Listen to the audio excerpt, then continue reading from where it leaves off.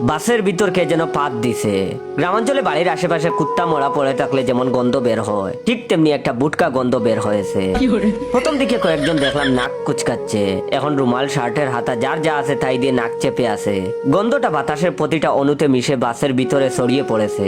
ধারণা করা হচ্ছে ব্যাপারটা বাসের সামনের দিকে ঘটেছে। যেহেতু সামনের দিকে মহিলা সিট, তাই কেউ কোনো উচ্চবাক্য করছে না, একজন আরেকজনের দিকে মুখ চাওয়াচাওয়ি করছে। বাসের সামনের দিকে দরজার পাশে মহিলার সিটে বসেছিল বেশ সিমসাম সুন্দরী একটা মেয়ে। বাতাসে মেয়েটির চুল উড়ছিল। মেয়েটি একটি বই পড়ছিল। আজ সম্ভবত মেয়েটির পরীক্ষা আছে। বিদেশে বাসে ট্রেনে মানুষ গল্প উপন্যাস পড়ে, আর ঢাকার বাসে সেটা আদি খেতা ছাড়া কিছুই না। বাসের চাপাচাপি আর গরমে দম ফেলাই যেখানে দুষ্কর, সেখানে বাধ্য না হলে টেক্সট বইও কেউ পড়ে না। আমি মেয়েটির দিকে একবার তাকিয়েছি যখন মেয়েটি বাসে উঠেছে। বাস তখন মোটামুটি ফাঁকা ছিল। প্রতিজ্ঞা করেছি কোনো মেয়ের দিকে তাকাবো না। ইদানিং চোখের দৃষ্টি হেফাজতের চেষ্টা করছি। প্রথমে কিছুক্ষণ জানালা দিয়ে বাইরে তাকিয়েছিলাম, তারপর থেকে আর হেফাজত সম্ভব হয়নি। অবাধ্য চোখ ঘুরে ফিরে সেই মেয়ের দিকেই যাচ্ছিল। পাত কেলেঙ্কারির আগ পর্যন্ত যতবার মেয়েটির দিকে তাকিয়েছি তত টাকা পকেটে থাকলে এই গরমে বাসে করে যেতে হতো না। মেয়েটি এখন বইটি মুখে চেপে আছে। এই মেয়ে পাদ মারতেই পারে না। আমি দলিলে লিখে দিতে পারি, কারণ এত সুন্দর মেয়েরা কখনো পাদে না। আবার মেয়েটির বাম পাশে বসেছে এক স্থূলকায় মহিলা, বয়স 40-এর কাছাকাছি হবে। মহিলা বাড়ির সাজ সেজেছেন, কপালে আবার লম্বাটে আরবি অক্ষরের আলিফের মতো টিপ এঁকেছেন। গেমে মুখের সাদা মেকআপ কাদাটে হয়ে গেছে। মহিলার হাতের দিকে তাকিয়ে দেখি মুখের রঙের সাথে কোনো মিল নেই। শাড়ি পরেছেন, পেট বের হয়ে আছে, দেখতে বিচ্ছিরি দেখাচ্ছে। তাই আমার ধারণা পাটটা এই মহিলাই মেরেছে। শাড়ির আঁচল মুখে চেপে আছে, যেন খুকুটি পাদ মারতেই পারে না। আমি দলিলে লিখে দিতে পারি পাটটা এই মহিলাই মেরেছে। সামনের দিকে বাসে আছে টাক মাতার এক ভদ্রলোক। তিনি কিছুক্ষণ আগে হকারের কাছ থেকে বাংলাদেশ প্রতিদিন পত্রিকা কিনেছেন। তিনি পত্রিকায় ডুবে আছেন। টাক মাতা আর পত্রিকার দ্বারা বাম হাত ছাড়া কিছুই দেখা যাচ্ছে না।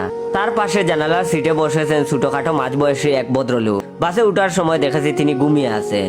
এখন জেগেছেন কিনা জানি না, হয়তো পাদের গন্ধে মরেই গেছেন। তারপরে সিটে বসেছে কলেজ পড়ুয়া দুই ছেলে, গলায় কলেজের নামের ফিতা ঝুলছে। ওরা দুজন মোবাইলে মিনি মিলিশিয়া খেলছিল।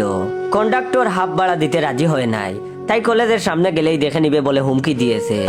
2-4টা 6 বর্গীয় গালি বিনিময়ের পরে কন্ডাক্টর হাফ ভাড়াই নিয়েছে। আমিও ভাবলাম বিশ্ব জুড়ে পাঠশালা মোর, সবার আমি ছাত্র হিসেবে হাফ ভাড়া দিব। বেজ্জত হবার ভয়ে আর সাহস করে বলতে পারিনি। ছেলে দুইটা ব্যাগের চেন খুলে তার মধ্যে মুখ গুজে আছে। এখন তাদের বাম পাশের 2 সিটে বসেছেন এক হুজুর আর তার স্ত্রী। হুজুরের দাড়ি বুড়ি দুইটাই আছে। হুজুরদের বউ সুন্দরী হয়, এই হুজুরের বউও সুন্দরী হবে। দেখার উপায় নেই, বুরকা পড়েছে, চোখের সামনে দিয়েও একটা পর্দা দেয়া। হুজুর একটু পরপর তার স্ত্রীর কানের কাছে মুখ নিয়ে কি যেন বলেন আর খেক খেক করে হাসেন। হুজুর এই মুহূর্তে তার টুপি খুলে মুখে চেপে ধরে আছেন। তাদের পিছনের সিটে আমি বসেছি। আমার পাশে বসেছেন খবিশ টাইপের এক জঘন্য ভদ্রলোক। প্রথমে তিনি নখ দিয়ে নাকের ময়লা পরিষ্কার করছিলেন।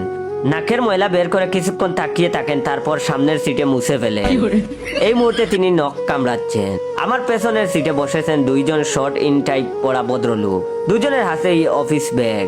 তারা এতক্ষণ ডান হাত বাম হাত নিয়ে আলোচনা করছিল। চিটাগাঙ্গের সাতকানিয়া তাদের MLM কোম্পানি গাছের চারা রোপণ করেছে। সেই গাছ তাদের কাছে বিক্রি করেছে। 10টি চারা 5,000 টাকা। 10 বছর পরে এই গাছ বিক্রি করে কোম্পানি তাদের দিবে 30,000 টাকা। এছাড়াও ডান হাত বাম হাত খেলে কিভাবে তারা কোটিপতি হবে এবং তাদের কোন দিন লিডার কি ছিঁড়েছে সেই আলোচনাও হচ্ছিল। এই মুহূর্তে তারা নাকে রুমাল চেপে আছেন। দুজনের রুমাল একই কালারের। তাদের পিছনে বসেছেন এক গ্রাম্য ভদ্রলোক। তার বেশভূষায় বোঝা যাচ্ছে তিনি গ্রাম থেকে খুব বেশি শহরে আসেননি। তার পাশে একটি সিলভারের পাতিল রাখা। পাতিলার ভিতর থেকে মাছের ছটফটানির আওয়াজ আসছে। পাতের গন্ধে মাছও ছটফট করছে। এরই মধ্যে সামনের সিটের মুঠা মহিলাটা বমি করে দিলেন। বমি গিয়ে পড়লো ড্রাইভারের গায়ে। ড্রাইভার সাইডে গাড়ি থামিয়ে দিলেন। মোটা মহিলাটা উপর হয়ে পড়ে গেল, সম্ভবত জ্ঞান হারিয়ে গেছে। আমি সিট থেকে উঠলাম মহিলাকে সাহায্য করতে। এই তো সুযোগ সামনের সিটের সুন্দরীর সামনে হিরো হবা। আমি এক পা আগাতে কি যেন হলো, আর কিছুই মনে নেই।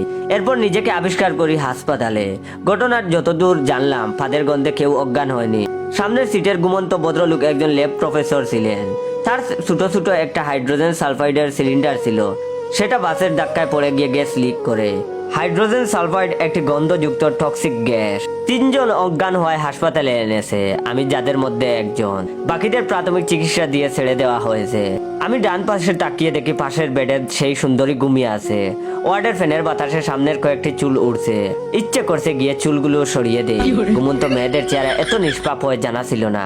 আমি মোবাইলে মেয়েটির একটা ছবি তুলে রাখি, হয়তো কথা হবে না, হয়তো আর দেখা হবে না, দ্বিতীয় এই দেখাটাই কম কি, তাহলে তৃতীয় ব্যক্তি কে অজ্ঞান হয়েছিল? আমি তখন বাম পাশে কাত হতেই সেই মোটা মহিলাটা জিজ্ঞেস করলেন, ভাই পাটটা কোন হারামির বাচ্চা মারছিল?